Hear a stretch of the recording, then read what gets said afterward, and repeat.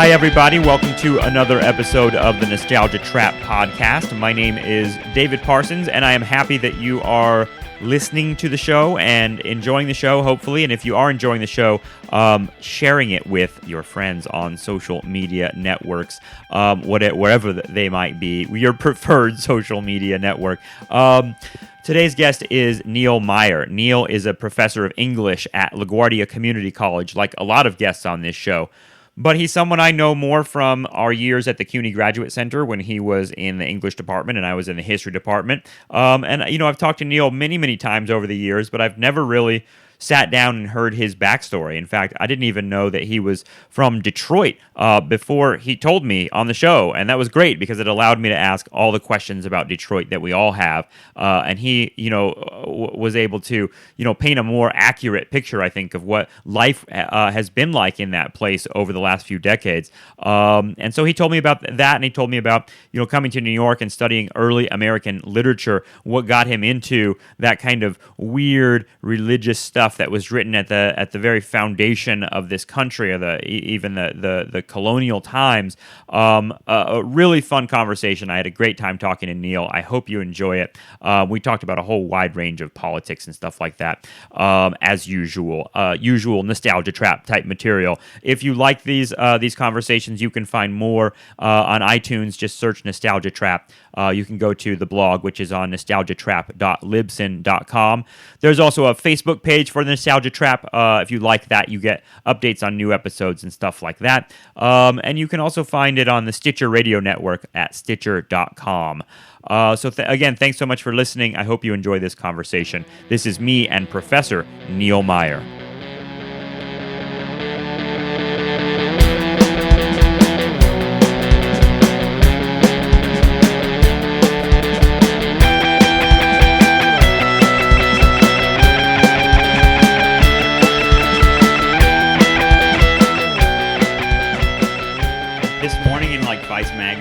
There's James Franco, posts the reading lists from graduate school, and he as suggestions for this is what everyone should read. And last week, the first entry in it was basically he was just announcing that whenever I get a spare moment, I read a book. I'm with a book. Whenever I have a time, I pick up a book. And it was he was the only person in the world that still he's never does been on this. the subway and seen 400 people reading books. And he was I guess last week's list was entirely straight white males and just Moby Dick and shit like this. Yeah. And so he said I was told by several people that I didn't have any women, people of color, gay people in any of this literature. So then he corrects it by he shares Walt Whitman and Sylvia Plath.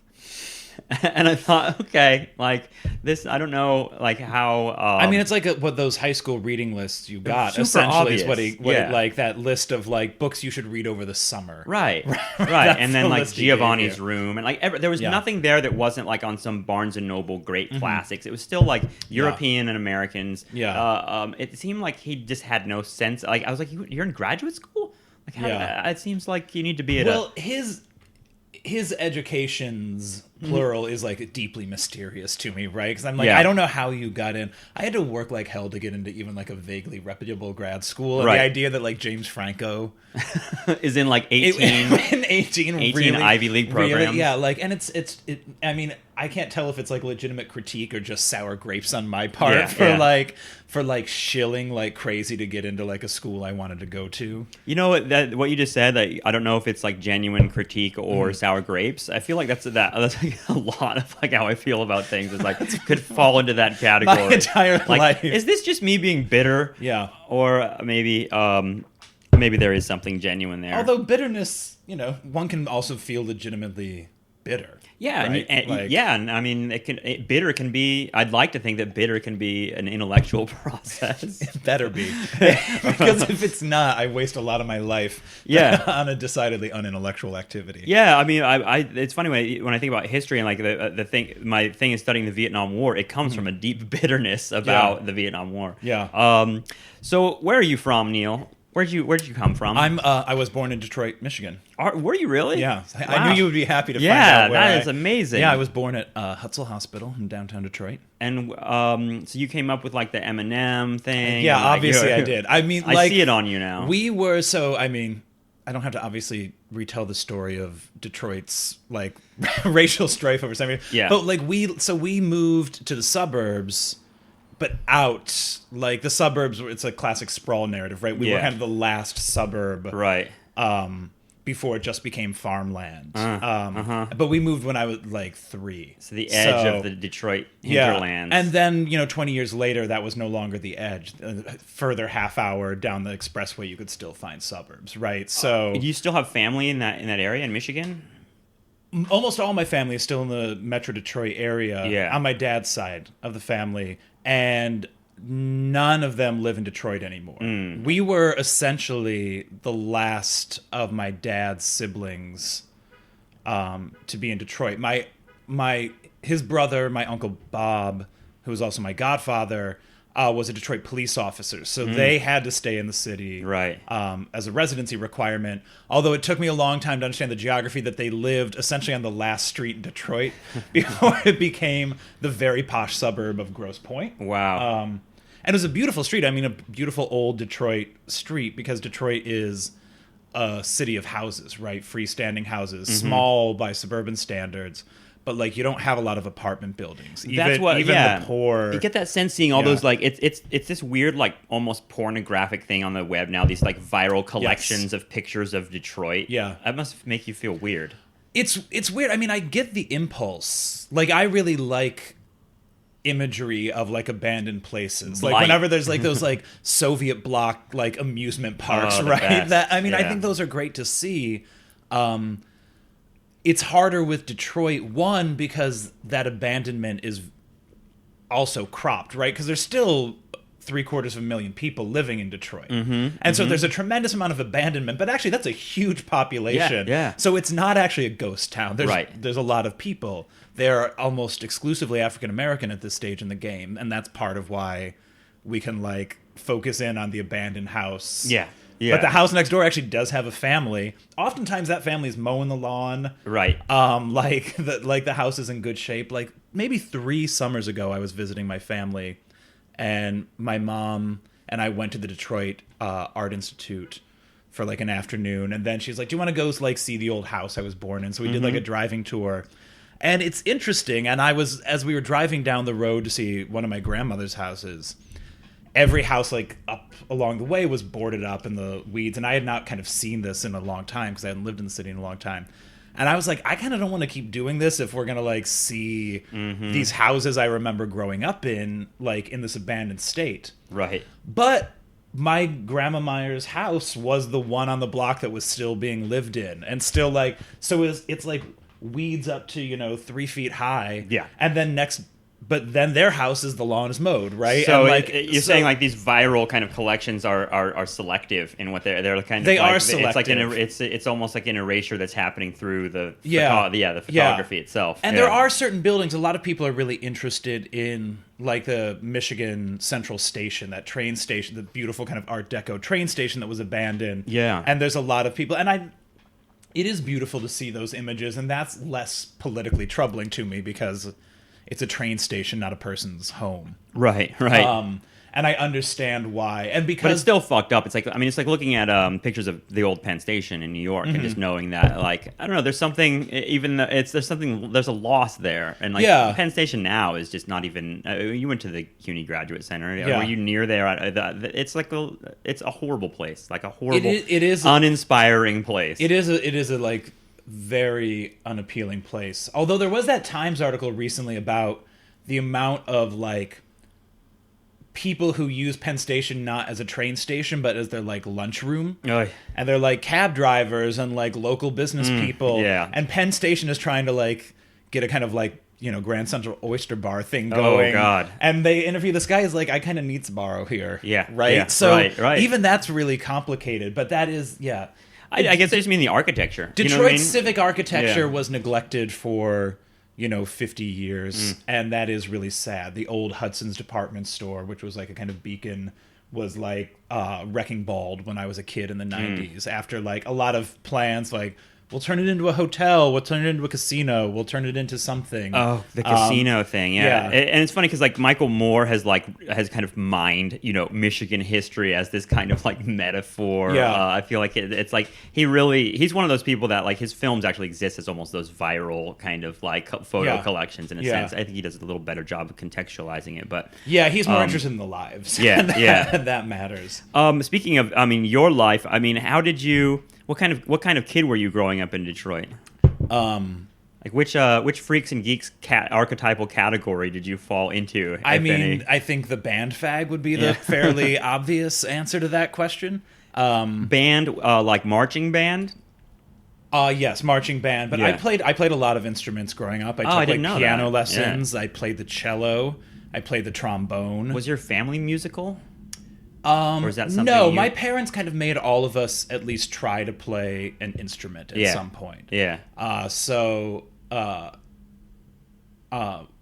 it didn't take for either of my older brothers. Okay. Although my middle brother in high school started playing the guitar and actually became very good at it. Like he's great. And I learned the guitar 5 or 6 years ago in part because of him. Yeah. And I was like, you can't really like carry the cello around and like have a jam session. No. But you can like pick up a guitar and learn 10 chords and actually be able to like join in. I saw a guy with like a giant, like it was like a viola or cello or even maybe a bass with that had a bumper sticker on it that said I should have played the harmonica. And I felt like that was probably a common joke for people that have giant instruments like that. Yeah, I've actually never heard that joke though. Well, you didn't stay in that category of giant instruments. You would have. No, it's true. I've never had to take like a cello on the subway. Yeah. And you do. I see people with like, the string bass, right, has the detachable wheel, so you can wheel it around the city. I remember like at a like. We had these competitions called solo and ensemble where you put together like whatever musical little group, solo or an ensemble. And I remember always seeing the kids in the hallway with like the harps where they were going to the harp room and there's like 6 kids with harps in a row, but that's like 30 yards of harps when you put them all next to one another. So so you have brothers, older brothers? I have 2 older brothers, yeah. 2 older brothers and no sisters? No sisters, no. So you're exactly like me. I have 2 older brothers. Oh, you're also the youngest child? Yeah, okay. yeah. So what was that like? How did you relate to your older brothers? Were they models of masculinity or were they foils for you? Or they were definitely not models of masculinity. My oldest brother is 7 years older than me. Did they beat you up when you grew up? He did not. He and I had a very amiable, distant relationship. 7 years older is fairly distant. And so by the time I was really cognizant, like by the time I have memories, essentially, he's already a surly teenager. Yeah, right. Like in his bedroom listening to the Smiths. Right, okay. So we're cut off. So it left my middle brother and I, and we had a very combative relationship. He beat me up a lot. We had a very rough relationship, although we've become quite close as adults. But that took like him going to college for us to find common ground. And when you say the Smiths, were they like a cultural influence on you? Did you listen to the music that they were No, this into? was my brother. I did, but not until later. Like I wasn't like an 8-year-old kid listening to the Smiths. But then in high school, I remember like going through my brother's CD collection somewhere, and I was like, I don't remember you having good taste, but actually, like, I went back in high school and I was like, okay, I'm going to buy this and this and this. Yeah. So after the fact, he did influence my taste to a certain degree. Yeah. So when is the cognizance of your identity coming out? Like when is that happening? Is that something that's happening very young for you, or something that happens later? What do you mean cognizance of my identity? Cognizant of your identity as band fag. I feel like I spent a long time growing up when I was young being alienated from other boys, and since I was called like all these like kind of homophobic names. I was pussy fag. I really kind of began to, and this was before I had a sexuality. So I was kind of like, well, I'm assuming that that's what I am. But then when I start to I guess sexually mature. I'm really into girls, Yeah. and it kind of was. It confused me because I thought that the other boys were defining me as this certain kind of thing. I definitely wasn't one thing or another. But then when I got older, I was like, but I think I'm a straight person. So it's confusing, to occupy that territory. I guess that's what I mean, like relating to other boys and girls, and kind of how that happens when you're really young. I mean, I just don't know if this is how this is just like a psychological defense mechanism that the gay child experiences. But like, I was actually really shut down in that regard. Like, I knew I was different. I knew I was alienated. I knew I didn't like a lot of people for a lot of different reasons. But I like it never like reflected back onto me. Like, I never really thought about how they thought about me. Yeah. And I realize that now is like a way to survive, because had I thought more critically about how people perceived me, I would have probably been like a deeply damaged child. But I was really in my own head enough that like, like when kids in 5th grade called me fag, the idea that was somehow meaningful or even translatable just didn't cross my mind. I kind of didn't know what it meant. Right. And I didn't know what they meant by saying it. Yeah. And I was never like, oh, I should change something as a result. Right. I was like, it's almost like a random happens. It's like a hurricane or something. I'm like, this random thing happened. Yeah. There's no precedent. This kid called me a faggot. And then I would just go back to watching like my VHS copy of Sweeney Todd starring Angela Lansbury, right, and not put 2 and 2 together, right? Yeah, well, I mean, that takes a little bit of like cultural knowledge, and then connecting that to your own kind of personality, and that's something that takes a little maturity to be able to do. Yeah, but like I knew as a kid, my mom took me to see Cats when I was 7 down at the Fisher Theater in downtown Detroit. And I loved it. Yeah. I loved it. And that so the band fag started through that, right? That became my persona. Yeah. I liked musicals. I liked music in general. I liked playing instruments. Yeah. So like that set it off. And I started watching like the Tony Awards every year. Yeah. And in fact, my oldest brother, his high school trip was to New York. And they're like, we're deciding what musical to go see. And I had seen Stephen Sondheim's Into the Woods on the 1989 Tony Awards. And I was like, you're going to go see that. Tell everybody. And I somehow forced his class to go see Into the Woods in 1990. I don't know how I exercised that kind of power. And then when it came to Detroit, I made the whole family we are going to do this. And was your family on to you before you? You know what I mean? When you have a son that's really into musicals, I think that the older family members are going to start to think things. You would think, you would think that, but at the same time, I'm just thinking about my own family. Repression is not the exclusive province of gay people. So I came out to my family late, and they were all, my middle brother was not surprised. I mean, fine, at least somebody read the tea leaves. Yeah. Or the tea room leaves. Yeah. But someone read the Sondheim. But yeah. But my parents were legitimately shocked. Legitimately shocked. Yeah. I was into theater pretty aggressively up until, and starting in high school, I kind of became less a part of my interest, but still I was a kid who said demanded that the family go see this musical together. But my parents are aren't we lucky he's so cultured, right? Yeah. I remember being 18 and my grandmother was in the hospital and for this surgery, and she was living with us for a while. And we went to visit her, and she had this woman in her room, a roommate, whatever, in the hospital. And I brought something over to her. She couldn't get out of bed. And I was like, oh, here, we're having cake or something. I'm bringing over a piece of cake. And she was like, that is so sweet of you.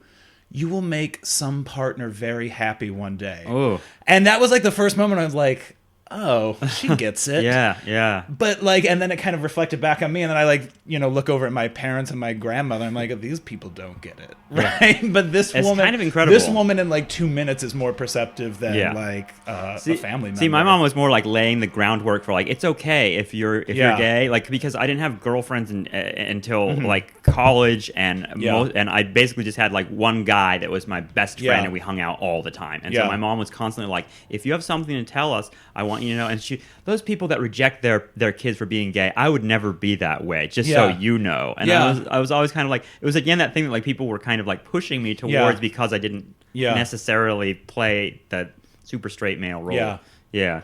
So what about like 90s politics around that? Because I just watched I showed it to the NYU kids that How to Survive a Plague. Oh yeah. And it feels like the 90s were a really kind of mixed time in the history of gay politics. Were you did you have an attitude towards what was going on in the 90s? Like I saw Bill Clinton doing the "Don't Ask, Don't Tell" speech. Yeah. And it's just so fucking absurd and weird, and I just felt like that was a ripe time. It's a kind of like fulcrum decade for like gay identities, right? Because like I have my issues with like gay marriage politics, but like that is like, it's undeniably a good sign that like there's this fast, even despite my issues with marriage, like there's this fast change. Yeah.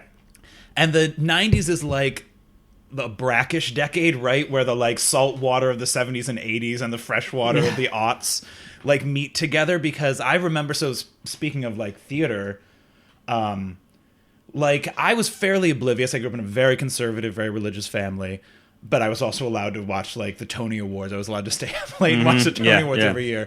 And I remember seeing they did the scene from Angels in America where Roy Cohn's doctor tells him he has AIDS. Yeah. Right?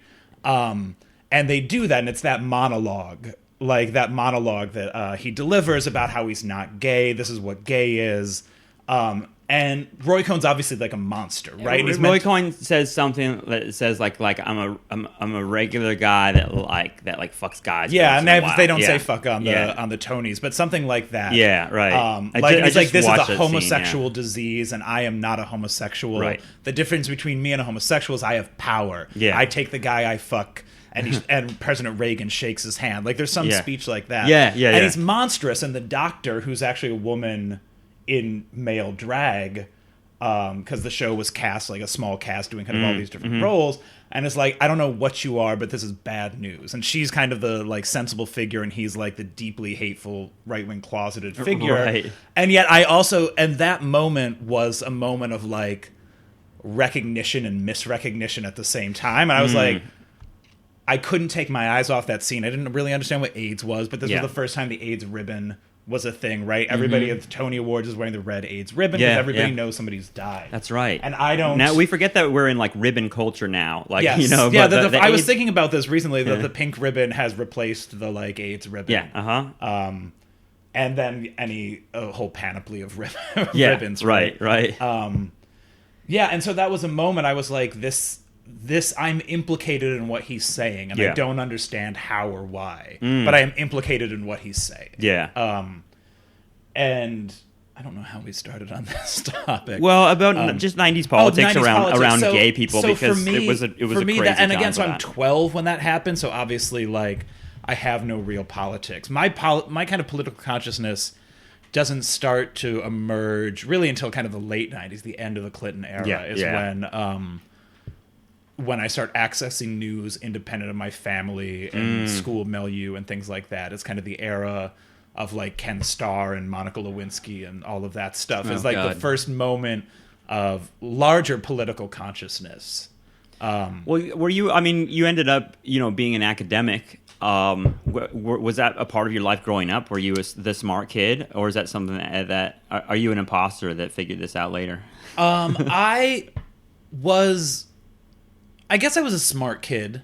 I got good grades. I was always somebody that people thought was smarter than our best testing ever indicated, right? Right. I would always have teachers who wanted to like put me into a gifted program until I took the test for the gifted program, and I always failed. Right. Right. So I think it's because I was verbally very intelligent. Yeah. Right. Like language was always something I was good at. Language was a survival mechanism. But actually, any of the other skills that one measures intelligence by, I didn't really showcase as a kid. If it wasn't for like reading and speaking, I didn't have like, I'm not a good problem solver. I'm not good at math. Spatial relations confuse me like I can't. Like, that's why IKEA is particularly distressing. Right. But I was a reader. As a young kid, I was a reader and a writer. I wrote, my mom still has somewhere in the attic, like, one of my teachers laminated all the stories I wrote that year in school. I would write like books. I would like staple paper together and write my own books. And so I think people thought, they're like, oh, this is like a smart kid. Like you would write, were these, what kind of books were these? Like novels?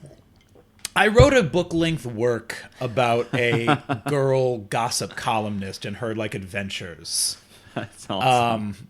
I know, to say book length, I don't actually know what that means because I haven't seen this thing in 25 years, maybe. It's funny because I felt like I was probably like 8 or 9, and I thought to myself, I want to write a novel. Like I felt like I wanted to write a book, and it's insane to me now because now that sounds really hard to me. But when you're 8, having written a dissertation, the idea of writing a book makes me want to kill myself. Right? But at 8 or 9, no, I wanted my mom to help me type it up so I could like send it to publishers. I thought I was like gonna. I thought this was gonna be like my ticket out of town. That's awesome. Never came to fruition. Well, you might pull that out sometime, and maybe there's something there. Maybe there's a children's book there. Yeah, I think I might have illustrated it myself. I have no like visual skills. Gossip columnist adventures. That's kind of like Sex in the City, basically. It sounds like a little bit. I don't know what it was. It was like a fantasy world, though. It was kind of like more of a Wizard of Oz narrative, I think. Oh wow, yeah. Can't get away. But she goes around in interviews, like wherever she goes to a new land where people behave weirdly, she like interviews them and like reports on them. That's so cool. That was her. That was her shtick. I don't know like why she had to be a reporter.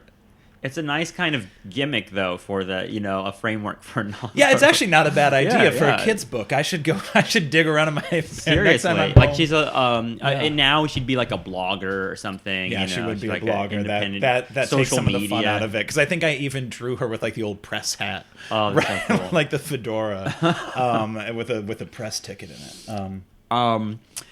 What role? Because you study, part of what you study and part of what you write about is religion. What role did religion play in your life growing up, if at all?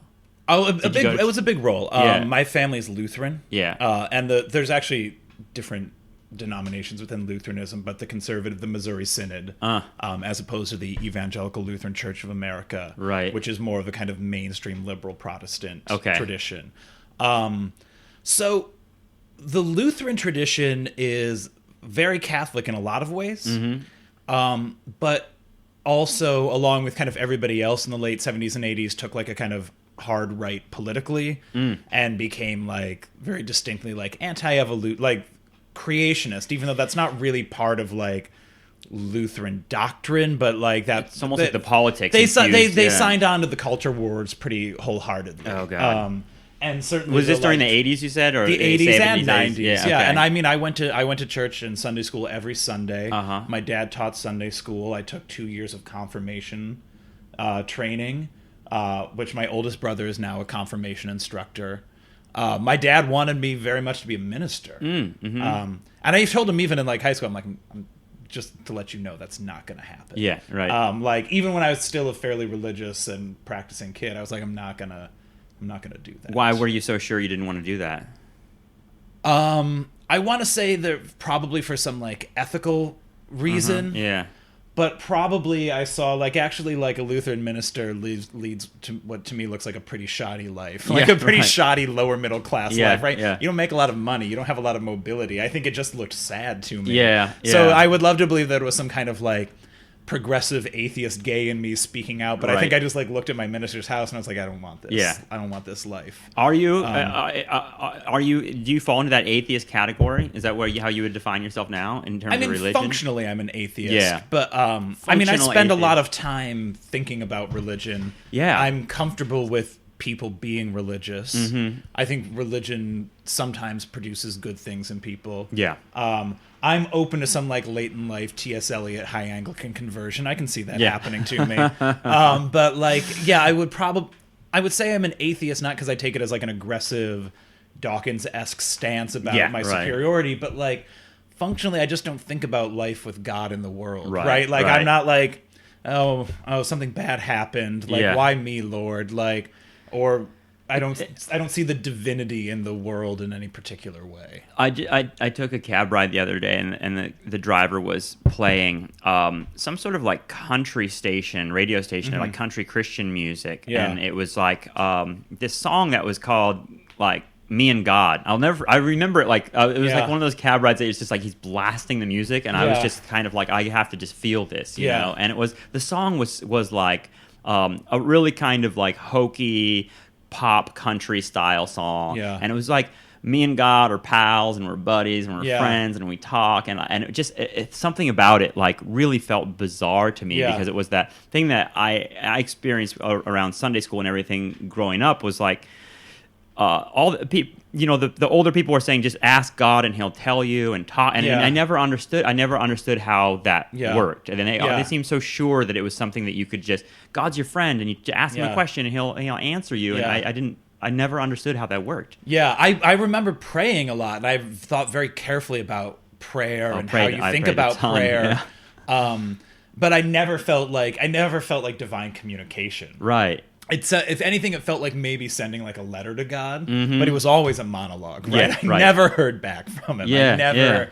I never, and like obviously, like for most Christian traditions, Jesus is also the intimate through line, right? Like people don't feel they talk to God; they oftentimes feel they talk to Jesus, right? Because that's God made manifest in human form, right? He has suffered; he knows your pain because he experienced humanity, even though he was always God. I never felt like that closeness with Jesus, and my religious interests, as an intellectual, even though I write about a lot of the Protestants and the mainline Protestant traditions, like I like Catholic theology, for example. I really like to read like Catholic theology and think about it, and I like it because it's actually not very Jesus centric, right?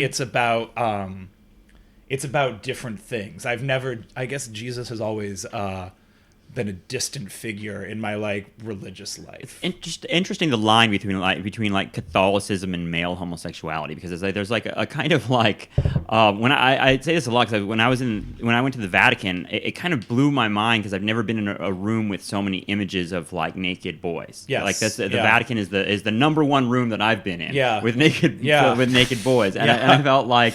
I felt like it was just there's some relationship there, and even with the kind of iconography of you know the Pope and like the dress and there's something, and the jewels, and at the same time the Catholic Church is known for being kind of like the most virulently anti-gay institution on earth, or one of them. Yeah.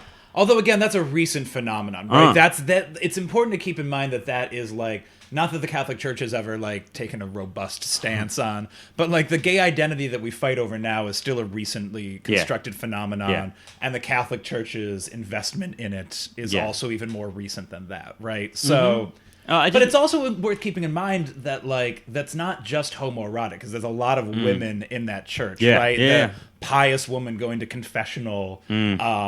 You know, who's at every Vespers service. Those erotic male bodies are there for women and men.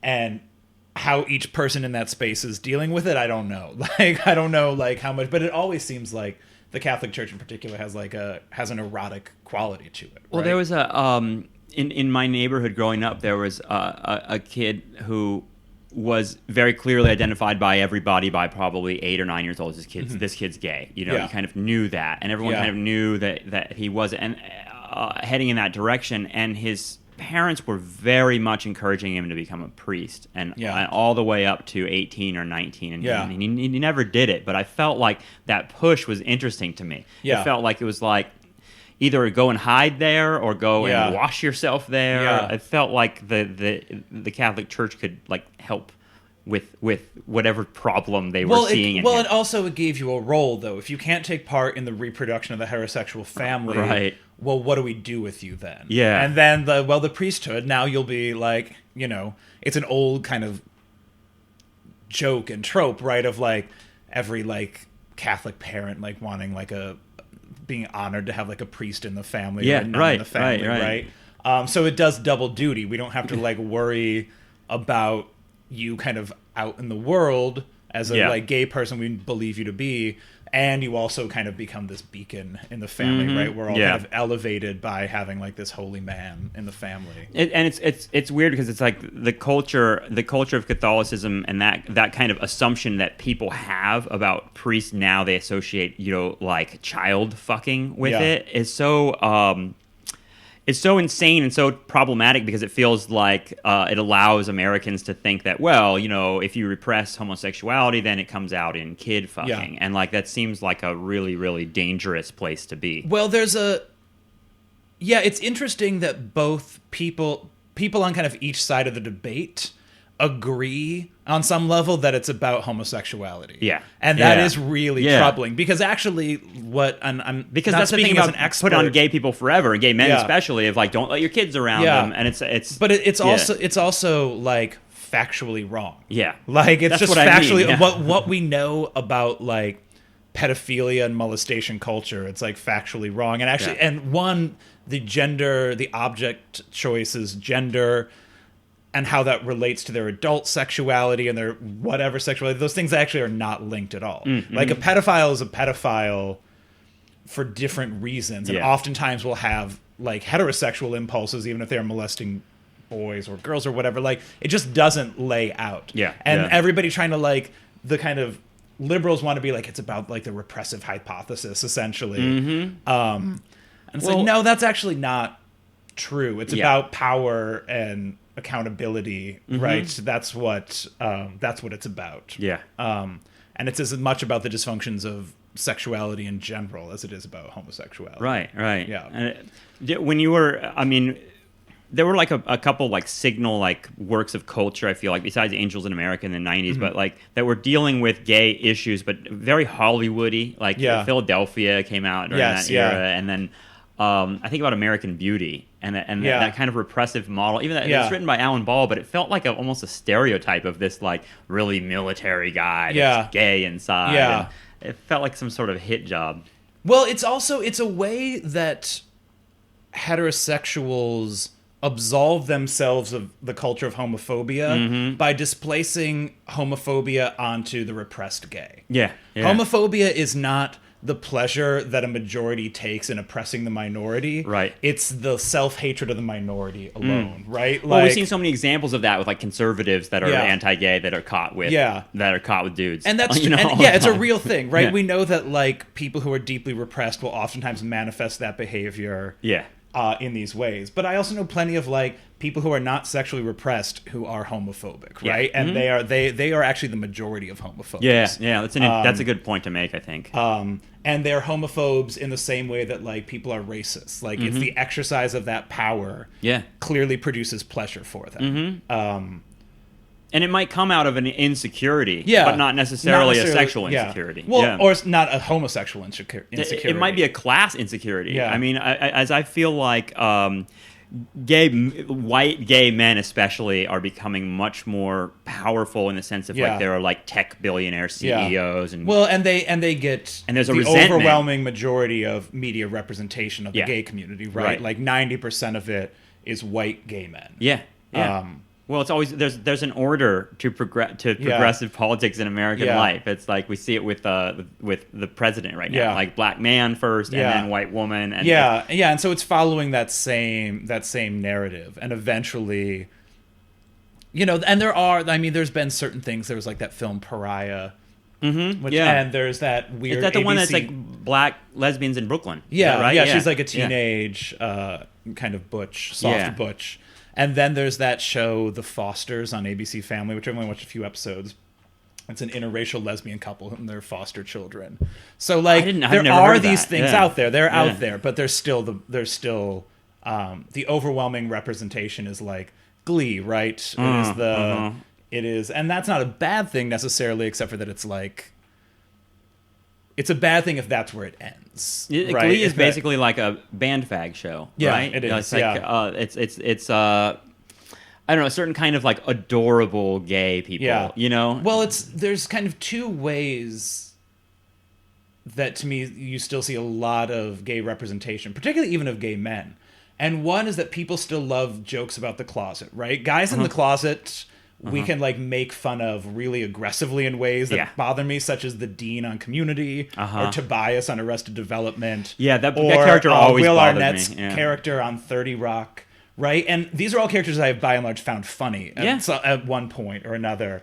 But there's also this kind of like smugness of like it allows us to displace like our homophobia as if like it's their fault they're in the closet and therefore we can make fun of them. They're always chasing straight men, right? So there's all of these like all of these gay panics actually still exist in those male characters. And then you do get the and then the sweet effeminate gay boy is now more kind of culturally represented. And I think that's good. Yeah. Like I think a gender nonconforming gay boy is a great figure to have out there. Well, it's kind of fascinating from a historical perspective because you're kind of living through an era of change and you're seeing like the kind of 2 steps forward, 1 step back kind of thing. And I think it's if you take the long view on it, you're seeing progress, but at the same time, it's in starts and stops. Yes. Yeah, without a doubt. And they're still problematic. Yeah, Tobias on Arrested Development, I always thought that stuff was funny, but at the same time, it was kind of like over and over again. Yeah. They're mining this territory that really kind of allows the viewer to be very self-righteous and very kind of like,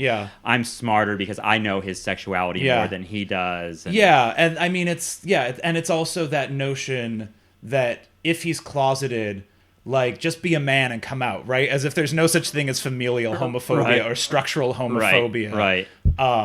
Like, you know he's gay, so he should know he's gay, and therefore you have, like, the right to, like... Well, it's like Anderson Cooper, you know? Like, Anderson Cooper, he's never really publicly stated that he's gay, but everybody... I think he has now. Did he really? But, I mean, it was years into his celebrity. I mean, what do you think of that idea that, like, if you're in public, you have a responsibility not to be... You know what I mean? Like, you could... People said that about Rosie O'Donnell, that she didn't come out until after she, like, her show was canceled. You remember that show? Like I do remember that show. It was awful. That she would like fling koosh balls at and say cutie patootie about everybody, and the whole. And she had a crush on Tom Cruise, which is such an interestingly chosen. Isn't that insane? Like object of her affection to be public. Right. I mean, to me that's slightly different. Than the Anderson Cooper narrative. Yeah. I mean, I buy into that kind of like visibility as a trap narrative, right? And that people want you to come out. So also, but like you move into another trap, right? Yes. You don't necessarily, it's not a liberation story. You're now just caught in a different like thicket. So I don't like this notion that people have to come out. There is a figure like Anderson Cooper. I'm like, you are independently wealthy. You're white. You are gender conforming and handsome. Like, the stakes are low, dude. Yeah. You actually should come out. Right. Like, I understand why maybe Queen Latifah, as like a middle-aged black woman, doesn't necessarily want more scrutiny and like less and more threats to her career or something like that. Like but it is like an Anderson Cooper. I'm like, come on. Or Kevin Spacey, you know, is another character or another actor that people have such a weird kind of like you know like they're disgusted that he there's a hatred of them for not coming out. That is, although his choice to not come out is problematic, the vitriol put on it also seems like out of scale, right? Like there's plenty, if you want to, like, who cares on a certain level. Also, like, particularly figures, I'm like, I don't watch Anderson Cooper. I kind of like, it's not going to help my day-to-day gay life that Anderson Cooper is out. He's still going to be on like CNN. Right. Like it's still like, he's still just going to be mining the same crap he does every day. He's just doing it as an out gay man now. Like, so it's interesting that people fixate. Yeah, no, it is. I mean, you mentioned the marriage thing because How to Survive a Plague. Watching that the other day, I was kind of thinking like, wow, this movement. You know, it was very white male driven. Like the movie itself, you know, kind of concentrates on the kind of institutional leaders. But at the same time, there was a real like radicalism that around AIDS because of like how stark the terms were of what was happening, and it's interesting, and it's another one of those things. It's like, is this progress to see that movement turned towards marriage in with the mid 90s that happened late somewhere. 90s, early aughts. I would say probably. I don't know when. Although it's worth keeping in mind that the LGBT movement didn't turn towards gay marriage. Kind of straight liberals turned towards gay marriage. Yeah. And then gay nonprofits saw oh, this is something we can get institutional support for. Yeah, it feels like a push towards like we're normal. And it kind of it reproduces the same kind of monogamy normativity about and it deflects the fact that actually there's still a tremendous amount of HIV and AIDS in the country, but it's young men of color, right? And now Larry Kramer, for example, who's loud about everything, isn't loud about AIDS because it's happening to men he's kind of never seen in his life, right? Yeah, there's a class element to it. He's complaining about like gay tweakers at like Fire Island circuit parties, and it's like, that's the teeny tiniest world ever constructed, dude. That is not actually like he's angry that like Yale won't name something after him. And it's like, actually there's still a lot of, and he's like, I'm the guy that screamed plague in the movie. There's, and it's true that there is a less in America life or death element to it because there is better treatments. But, like, it's not, like, over. But the public discourse, like, once a certain segment of the population got the medications, then they moved on to kind of a different political project. I guess it's that thing of, like, when you're dealing with the American public, you're dealing with people that have very little knowledge of even this world. You know what I mean? And I don't know, I think about the roots of homophobia, and I think about, religion obviously comes to my mind, but there's a sense of like that gay people, and this is gay men and women, I feel like the anger directed towards them or the disgust or whatever is partly that their sex acts do not reproduce. And so it's like, well, then you're just having sex for fun. And that is something that in America, which is it reveals a real kind of Victorian thing underneath American culture. Well, it also, I mean, it is and also... marriage kind of answers that in a sense. You know what I mean? Like, but we'll be married, and it's almost like a defensive posture. I mean, it's worth keeping in mind that, like, prohibitions against sodomy aren't actually just about gay people, right? It's about non-procreative sex acts. Right. It's fucking fascinating. Even though legally that's always been used as against gay people. Right. Like, there's no Lawrence v. Texas about a heterosexual couple having oral sex, right? Like, that's not how sodomy legislation was dealt with. But nonetheless, it is about the absence of procreation.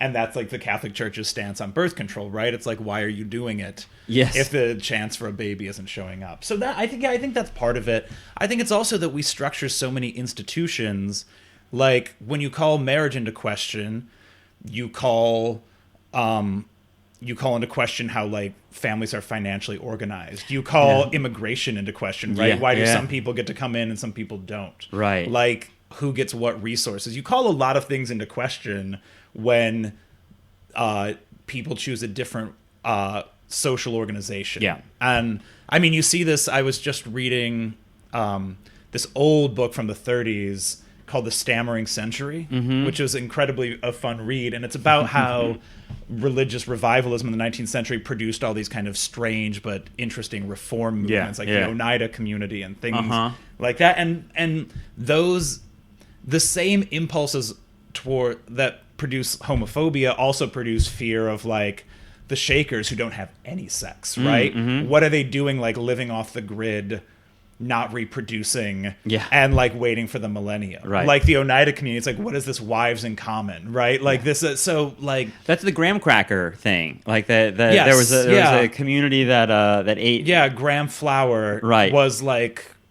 It was part of one of those utopic communities. But from what I understand, like, eating and this diet was part of a regimen to keep you from masturbating and to keep you from and so it's such a crazy idea that eat graham crackers and you won't touch yourself. Exactly. I'm gonna pick up some graham crackers. I know, but when it's maybe the most erotic of crackers. Yeah, maybe that's why you eat s'mores at a camp out with exactly. You know, exactly. Keep everything holy in the tent. Yeah. So I mean, the impulse towards homophobia, actually, I think, it's an impulse that we have towards a lot of people whenever they're producing an alternative structure.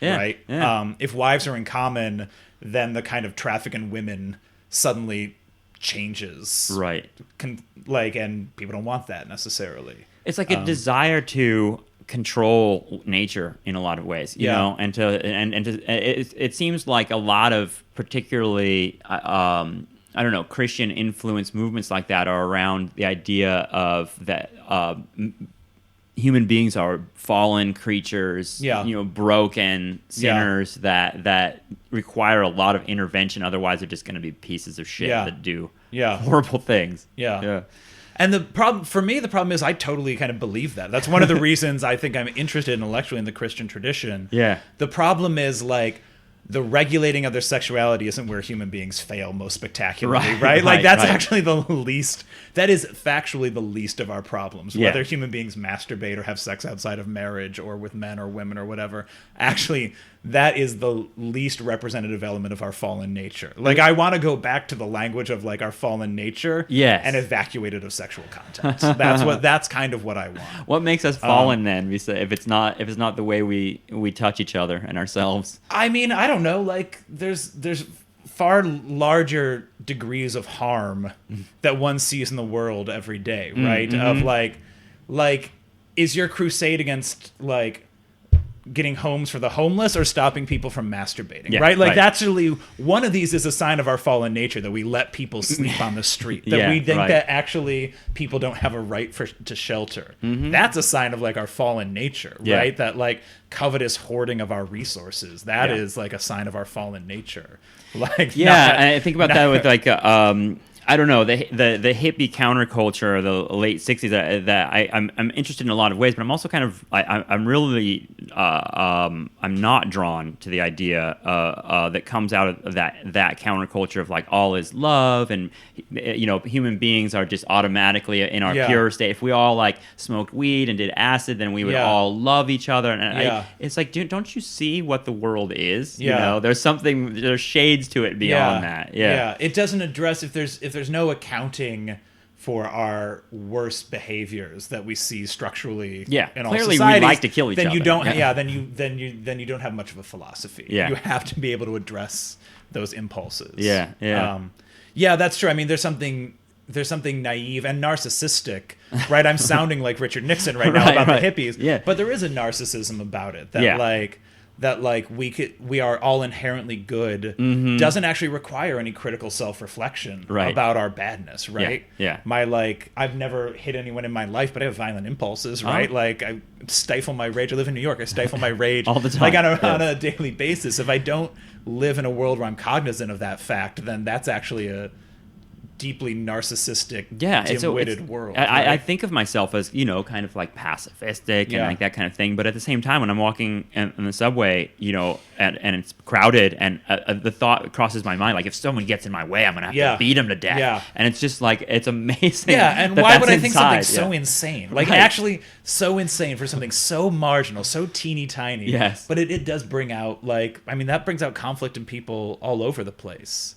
And when you look at a crowd of people, I can have waves of, you know, pure love. Look at it, you know, standing in Grand Central, the poetry of human beings. Like I'm watching, like, Kayana Squatty, like kind of like, and then at the same time, it can flash right back to just like, what a bunch of scumbags. Sometimes you're like, it's a school of fish, like, moving so elegantly through the space, and other times I'm like, elbows out. I'm gonna clock anyone in the face because I gotta get to my train. They're cockroaches, not fish. Exactly. It's a swarm of vermin. It's like a rat king, not a school of beautiful fish. Is a rat king a pile of rats that, like, get all tied up together? I don't think it's a real thing. I saw one of those once. They weren't tied up together, but I was late at night. It's probably one of the most horrific, like, Kafka-esque things I ever saw in New York. Was late at night going into a subway station. I saw this thing that I thought was a dog. Like, is that dog dying or writhing around on the ground? And as I got close to it, it was a pile of rats that were eating something underneath that. This might be worth editing out. I don't. One of the grossest things I've ever seen. Yeah, that is. I've got lots of gross New York City I mean, yeah, stories. that is a New York thing you see. I haven't seen that many rats in one space though. No. Yeah. So going back a little bit to why did you get involved in thinking about the early America stuff? Because it's such a really strange period. It is, yeah. How did that interest come to you? So I took a survey of American lit in college, and I did not like the early Puritans and even the kind of explorer narratives. I was really bored by that stuff at first, although I've come to like them subsequently. And then we read Wieland by Charles Brockden Brown, which is a novel about a family. The first thing that happens is that their father becomes a religious zealot and seems to spontaneously combust in the temple he builds for himself in the backyard. And then the family is harassed by a ventriloquist who is skulking around their house, throwing his voice and driving them mad. And I read this, and it's in some ways a very poorly written book, at the level of the sentence. But at the level of ideas... What period is this from? This is 1798, I think, is the year it comes out. What a creepy story. And in fact, Charles Brockden Brown, the author, sent a copy to Thomas Jefferson upon his election. He's like, I think you should read this. Yeah. So he thought this was actually a political text. Right. And so I read that, and I was like, I want to understand a world that produces this. Right, yeah. This is, without a doubt, the craziest thing I've ever read. It's sloppy. It's scary. It is not bound to rationality under any terms I understand it. I want to figure out what this world is. Yeah. And so that's what started me on early American literature and culture. Yeah. And then I did a research paper, a big research project in college as an undergraduate on the American Gothic novel, and in its early American. So I read a lot of these crazy that were, some of them have subsequently been published, but many of them weren't, of a castle out on Long Island. And how do you get a Gothic castle in America? Well, it was built to defend yourself from Indians, right? Somebody built it but they wanted a Gothic European castle in order to tell that kind of ghost story in America. So they come up with these far-fetched ways to do it. And then Charles Brockden Brown has another novel about a guy who in his sleep kills Indians. He's a somnambulist Indian killer. Wow. I can see why that's so interesting. These figures. So that's what started me on kind of early American. And when you study that weird time, do you connect it to American culture today, or is it something that's anomalous to you in terms of the history of this country? I know that's kind of a complicated question, but I actually try not to. I'm troubled by the idea, and I'm not a historian, so maybe it's different from me, but I really dislike when people read the past only to kind of see it as a mirror of the present. Yeah. I find that actually a really troubling way to read history, because it's a narcissistic impulse, right? That there's a determinist narrative that we had to be who we are, so we have to find it in the past.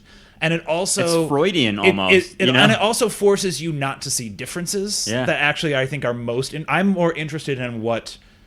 I'm interested in how we're different rather than how we're the same. Even though there are echoes, right? Charles Brockden Brown wrote a novel about religious maniacs and the slaughter of Indians, right? That's a pretty solid through line for another 200 years of American politics, unfortunately, right? That's not, it's not wrong to see the present echoed in the past in his novels. But I don't like that kind of aggressive. When I first started doing my research on early American evangelicalism, it was the end of the Bush years. And I think everybody I brought the project up to was oh, that's very timely. Yeah. As if Bush is the end product of, 250 years of the evangelical tradition. Which is such a ridiculous flattening that it's useless. And also, and just historically inaccurate in a million ways, because actually the early evangelists have a lot of their problems, but they're also the first women's rights crusaders, the first abolitionists, and anti-capitalist in a lot of their iterations, right? So actually, I like them far more than I like the late 20th century evangelicals Yeah. who take a purposefully like regressive stance. And so actually you can't read them in light of George Bush. You would misunderstand those Yeah. people deeply, and miss what's interesting and intellectually and socially and ethically engaged about them if you read them in terms of like what we think of. And now we're kind of in the, I don't know if death rattle's the right, but a significant transformation, right? There's no Jerry Falwell. I mean, when the 21st century Supreme Court America. did that decision, a couple weeks ago, where they basically said we're not going to hear any more gay marriage cases. That's it. It's over. They were, I think it's the Association for American Families or something like that. They're like the prime like anti-gay marriage group, and they called like emergency protests at the Supreme Court, and the pictures are so pathetic because there's like 12 who people showed there. up? Yeah, seriously, it feels like there's like 20 people there maybe, and it's just for me, I was very like warmed inside when I saw that picture because I was like, but thank it's also, God. It's also interesting, right? Because this is one of the more right-wing Supreme Courts in recent memory, right? But their right-winginess is not couched in like the moral majority language, right? This is not Reagan or Nixon and the like angry pious American. They don't have to use that language. They're more anymore. like anti-statist right people. It's that kind of the Tea Party movement, for example, doesn't have a like Bible Belt language, even though it's popular in the same places, right? They overlap. And it might have been the same people. I feel like it's almost like the people that were the hardcore pro-life. They kind of like converted their movement to resentment of Obama. And now they're using Thomas Paine as like their like radical right-wing spokesperson. No, it does feel like the same people. It's kind of I don't know if it's They're new still wine assholes, and old skins or old wine and new skins, Right. but some things stay the same, right? But not the like moral majority discourse. That seems to be dead, at least for the time being. Yeah, I mean, I grew up in a town that had lots of like on the weekends there would be pro-life marches, and it's funny because they were like hated the 60s, but they took on the kind of like iconography of 60s protests, and they're like and they don't really exist in our town anymore. Don't see it anymore. Like, do not see the pro-life stuff. There used to be a constant presence outside the Planned Parenthood office in my town. Not there anymore at all. And it's interesting to see that happen within a lifetime. Because we're not that old, and this is something that happened within our lives. But this is also a time period with kind of greater abortion restrictions than since there's Roe v. Wade, right? Sense of victory. Well, there is. It might just be because our political structure has gotten so deeply right wing over the past 30 years that you don't need to go out and protest in front of Planned Parenthood because you've got John Roberts. Right. What's the point of protest? You don't need to protest. And yet at the same time, if you talk to like a virulent pro-lifer right now, I think they would feel very much like they're losing the war. You know what I mean? It's interesting. Like how people perceive their own what's going on is that's why politics is so hard, because it's like you have people that perceive things in ways that are just like Obama's a socialist. You know, that kind of stuff. It's like, how do you deal with people that don't have like a base level of knowledge of what's happening? When you see Obamacare, which does a lot of good things, but is like an incredible expansion of like the private insurance market, right. and see him as a totalitarian dictator for essentially forcing you to join up in the free market in order to get health care. Right. It's like, it is hard. Like, how do I explain this to you? Like, this is, or when you have like elderly right wingers who are like, don't touch my Medicare. Like, they actually, what they want is a very narrow socialized medicine that's as funded as possible, and then nothing beyond that. Right? there was an old Tea Party dude in the outlet malls that I ran into this summer. And he came up to me, and I don't know why he started talking to me. He wanted to tell me about politics. He saw that I had orthotics in my shoes, and he said, "Oh, I have those. And are those covered on your insurance?" And I said, "Yeah, I got them from a podiatrist or something." And he says, "They don't cover my foot stuff on insurance anymore. This Obama has ruined everything, and it seems like people just want to be taken care of now."